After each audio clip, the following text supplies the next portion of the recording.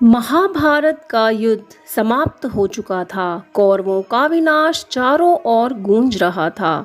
विधवाओं की चीखें चीत्कार कर रही थी, बच्चे बिलख रहे थे।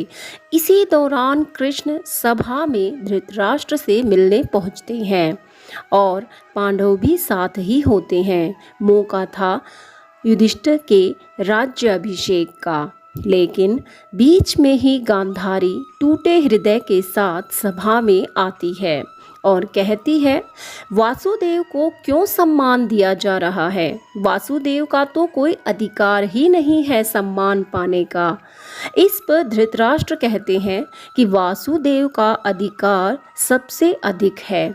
ये तुम क्या बोले जा रही हो प्रिय? वो तो हस्तिनापुर का सौभाग्य है जो राज्य अभिषेक जैसे पावन अवसर पर वासुदेव स्वयं उपस्थित हैं। वासुदेव से अधिक शक्तिमान समग्र विश्व में कोई नहीं है।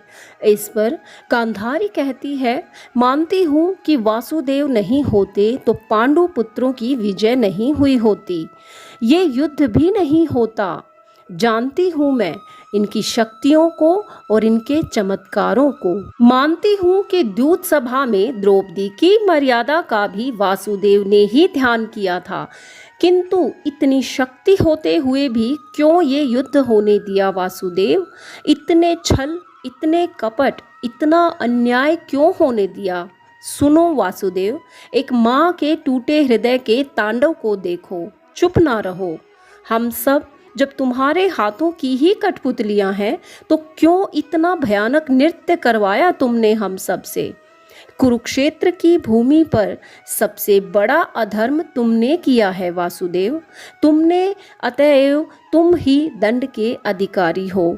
मैं महातपस्विनी सुबल कन्या, मैं महायोगिनी धृतराष्ट्र पत्नी आज तुम्हें ये श्राप देती हूँ। तभी धृतराष्ट्र गांधारी को रोकते हुए कहते हैं, नहीं गांधारी, ऐसा ना करो।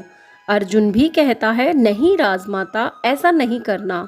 हाँ, मैं श्राप देती हूँ। जिस प्रकार मेरे वंश का नाश हुआ, उसी तरह तुम्हारी आँखों के सामने तुम्हारे यादव वंश का नाश होगा।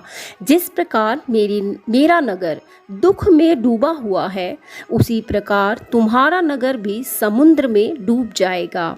एक पुत्रहीन माता के हृदय से निकला हुआ श्राप कभी विफल नहीं होता। सुनो वासुदेव।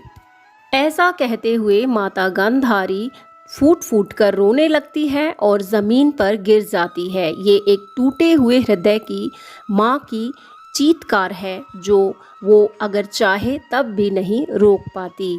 ये महाभारत के अध्याय की सबसे दुखद कथा होगी। जब एक माँ अपने पुत्रों के लिए रोती है तब धरती का कलेजा भी कांप जाता है।